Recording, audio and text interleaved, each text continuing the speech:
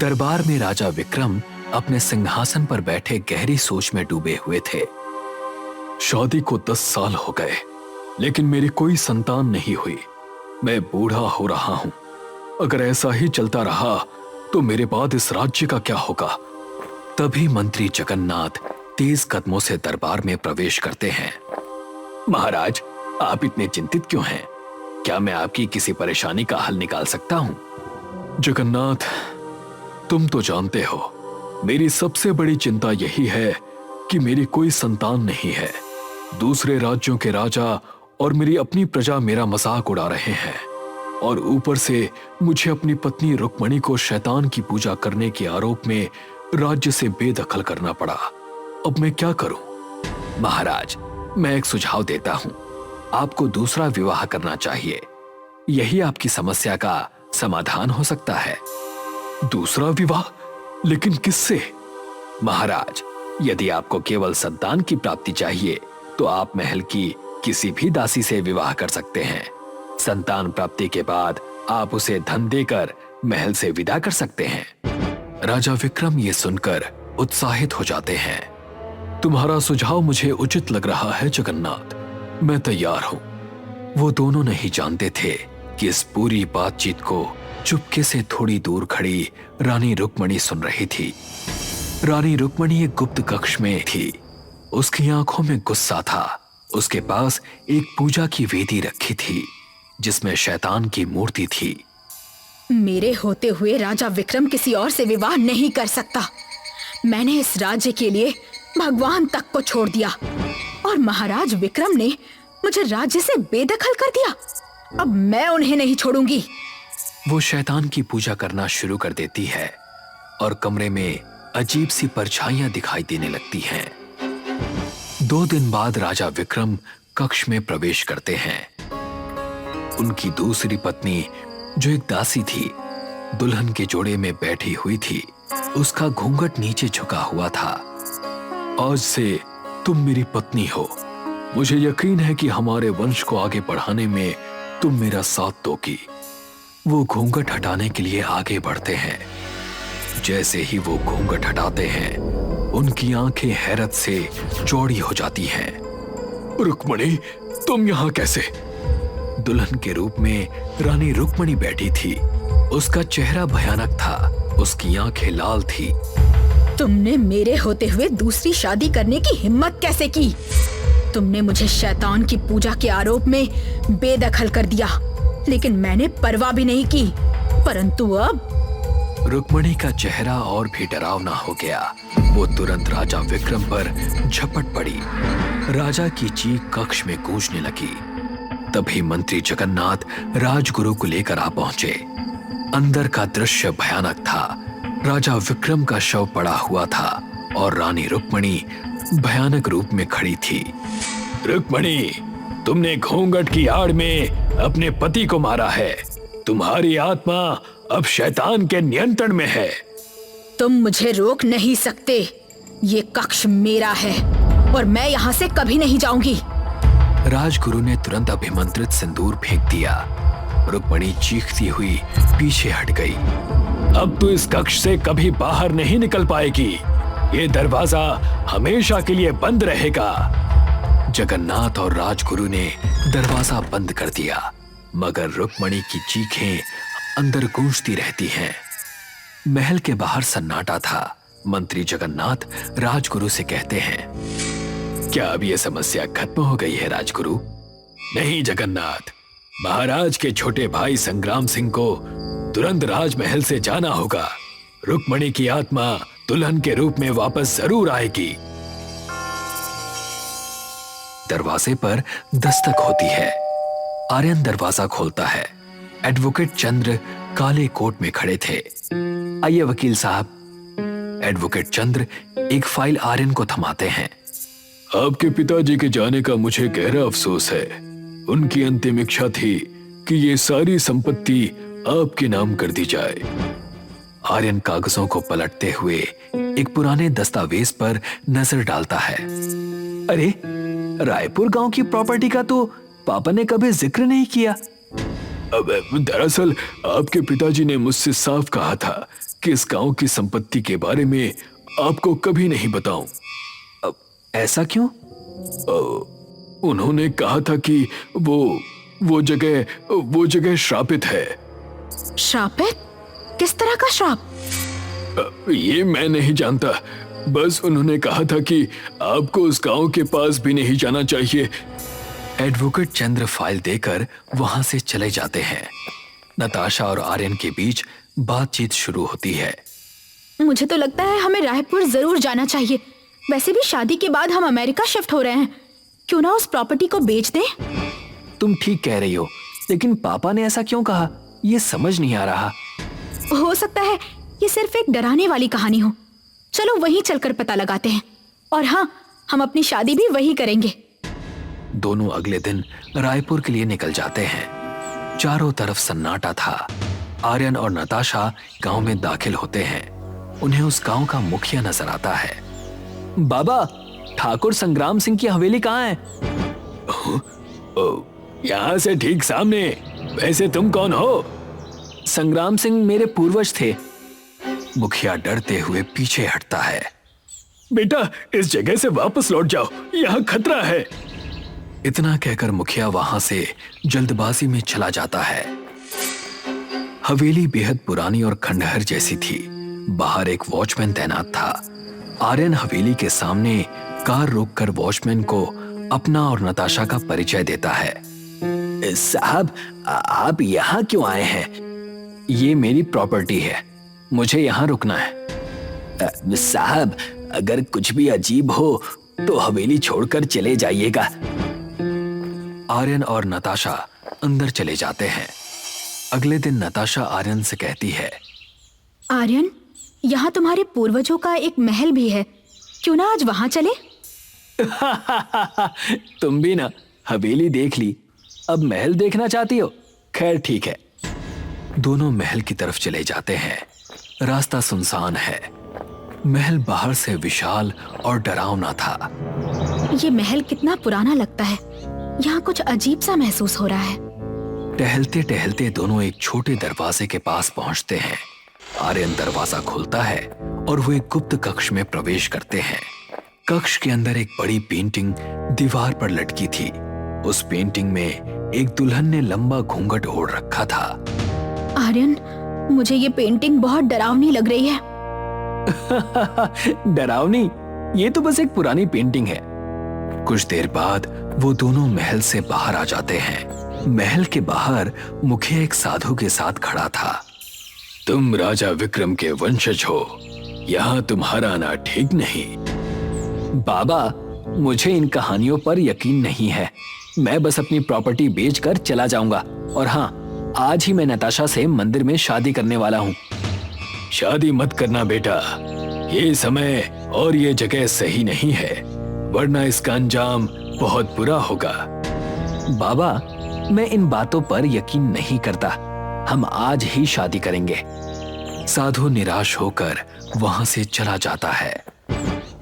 कुछ ही घंटों बाद आर्यन और नताशा छोटे मंदिर में अग्नि के चारों तरफ फेरे ले रहे थे। शादी पूरी होने के बाद वो वापस हवेली लौटते हैं। नताशा लाल जोड़े में दुल्हन के रूप में कमरे में बैठी थी। आर्यन गुलाब का फूल लेकर कमरे में प्रवेश करता है। तो अब तुम ऑफिशियली मेरी हो गई। आर्यन धीरे धीरे नताशा का घूंघट उठाने लगता है। जैसे ही घूंघट उठाता है, तुम कौन हो? नताशा एक डरावनी दुल्हन बन चुकी थी। उसकी आंखें लाल, चेहरे पर झुर्रियां और एक शैतानी मुस्कान थी। आखिरकार तुम आ ही गए। मैं तुम्हें जीवित नहीं छोड़ूंगी। ये सब क्या है? तुम कौन हो? तुम्हें महल में आना होगा।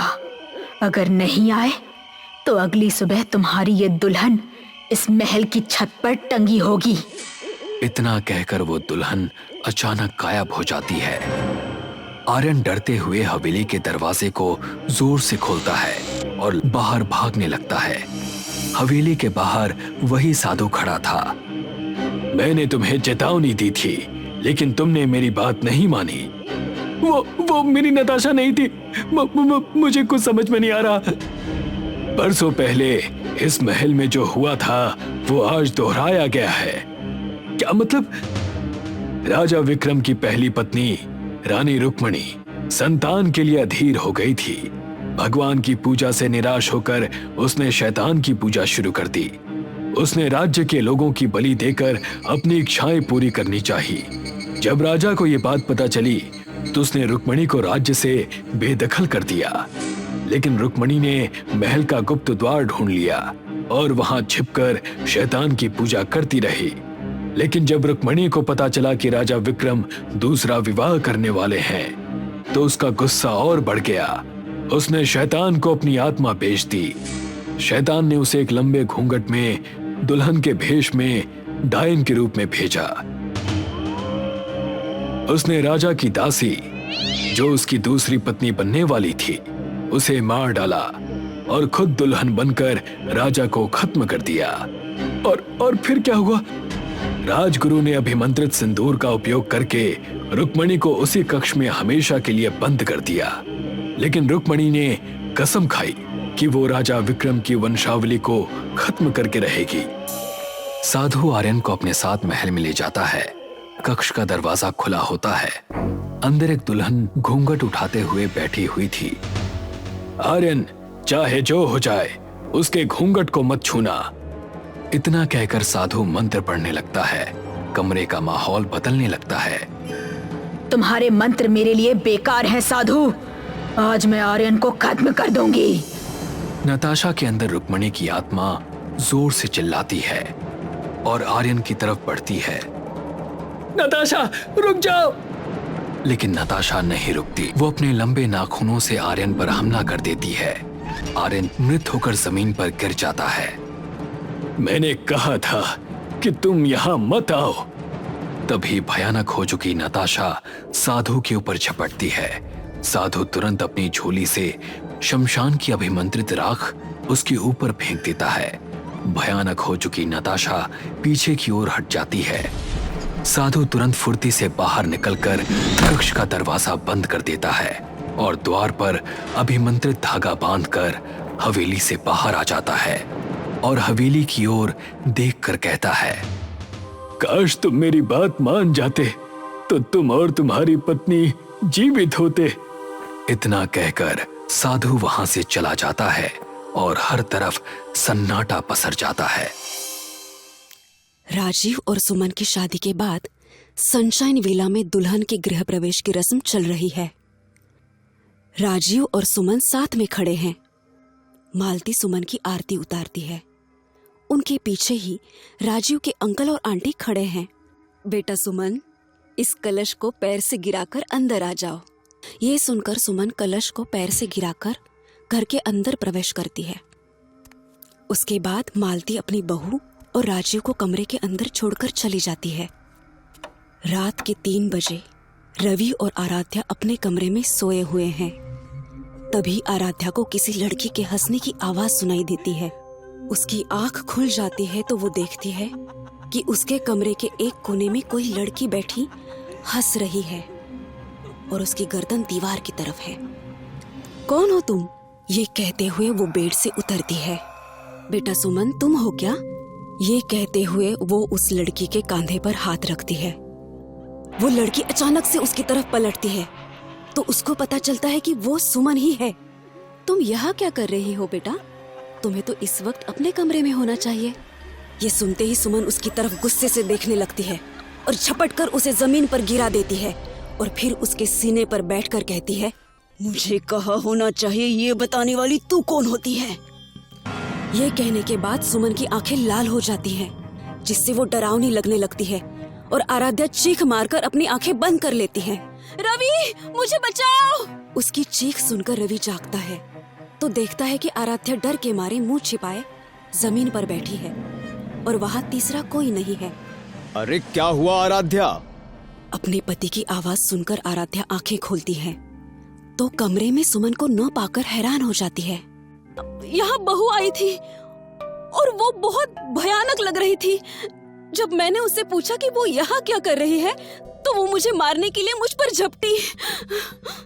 ये तुम क्या बोले जा रही हो? जब मेरी आँख खुली तो तुम अकेली जमीन पर पड़ी थी और कमरे का दरवाजा भी अंदर से बंद है, तो तुम कैसे कह सकती हो कि बहू यहाँ आई थी? वो यही थी, मुझे मारने आई थी। तुमने जरूर कोई सपना देखा होगा। बहू अपने कमरे में ही होगी। आज उनकी शादी की पहली रात है, इसलिए उनको डिस्टर्ब करना ठीक नहीं होगा, वरना मैं तुमको अभी वहाँ ले चलता। चलो बेड पर चलकर आराम करो। आराध्या का दिल इस बात को मानता नहीं है कि उसने कोई सपना देखा होगा, लेकिन फिर भी वो आगे कुछ नहीं कहती और चुपचाप फिर बिस्तर पर लेट जाती है। थोड़ी देर बाद जब रवि सो चुका होता है, आराध्या के मुंह पर कोई हाथ रखता है और उसकी आंख दोबारा खुल जाती है। वो देखती है कि सुमन ने उसके मुंह पर हाथ रखा है और वो बहुत भयानक दिख रही है। आराध्या रवि को जगाना चाहती है, लेकिन मुंह से कुछ भी नहीं बोल पाती। सुमन आराध्या का हाथ पकड़कर उसको बेड से घसीटती हुई कमरे से बाहर ले जाती है। कमरे से बाहर आने के बाद वो आराध्या के मुंह से अपना हाथ हटा लेती है। तुम सुमन नहीं हो, कौन हो तुम? क्यों मेरे पीछे पड़ी हो? मैं वही दुल्हन हूँ जिसको तूने खूनी दुल्हन का नाम दिया था। तुम मर गई थी ना? ये सुनते ही सुमन उसका गला पकड़ती है और उसे सीढ़ियों से नीचे फेंक देती है। गिरते हुए आराध्या चिल्लाती है तो बाकी के परिवार वाले भी नींद से जागकर अपने अपने कमरों से बाहर निकल आते हैं। और जब वो आराध्या के पास पहुंचते हैं, उससे पहले ही सुमन वहां से गायब हो जाती है। जब आराध्या को होश आता है, तब वो अपने कमरे में बिस्तर पर लेटी हुई है, लेकिन आराध्या की आवाज नहीं निकलती और ना ही उसके हाथ पैर चलते हैं। ऊंचाई से गिरने की वजह से इनके हाथ पैरों ने काम करना बंद कर दिया है और कुछ दिनों के लिए ये बोल भी नहीं सकती। मैं दवाई लिख के दे रहा हूँ, ये इनको टाइम पर देते रहना। घर में अब सभी परेशान हो जाते हैं और आराध्या का खास ख्याल रखना शुरू कर देते हैं। अगली रात सब डिनर के लिए डाइनिंग हॉल में बैठे हैं, लेकिन सुमन वहां नहीं नजर आती। राजीव बेटा, सुमन अभी तक कमरे में ही है, क्या उसको डिनर नहीं करना? मम्मी, मैं तो बहुत देर से कमरे में अकेले बैठा ऑफिस का काम कर रहा था, मुझे लगा कि वो आपके साथ होगी। मालती सुनकर चौंक जाती है। अरे नहीं राजीव, मैंने आराध्या के कमरे में भी देखा, लेकिन वो वहां भी नहीं है। ये सुनकर सभी परेशान हो जाते हैं और डाइनिंग टेबल से उठकर सुमन की तलाश करने लगते हैं। सब लोग उसे पूरे घर में ढूंढते हैं और आखिर में हार कर हॉल में इकट्ठा हो जाते हैं। पता नहीं इस घर में क्या हो रहा है। पहले आराध्या के साथ वो हादसा हुआ और अब सुमन पता नहीं कहाँ गायब हो गई। अभी वो सब आपस में बात ही कर रहे होते हैं कि घर की सारी लाइट्स अपने आप जलने बुझने लगती है। उनको दिखाई देता है कि सामने सीढ़ियों पर से सुमन अपने दुल्हन वाले अवतार में धीरे धीरे नीचे आ रही है, लेकिन उसके बाल खुले हुए हैं। सुमन, कहाँ थी तुम? हम लोग कितनी देर से तुमको ढूंढ रहे हैं। तब सब उसका भयानक चेहरा देखकर डर जाते हैं। वो इस वक्त एक चुड़ैल की तरह दिखती है। बुढ़िया, पहचाना मुझे? ये कहते हुए सुमन मालती की तरफ झपटती है और उसकी गर्दन पर दांत गाड़ देती है। मालती चिल्लाती है और उसके बाद बाकी सब मिलकर मालती को उससे छुड़ाते हैं। सुमन, ये तुमको क्या हो गया है? तुम क्यों सबको नुकसान पहुंचा रही हो?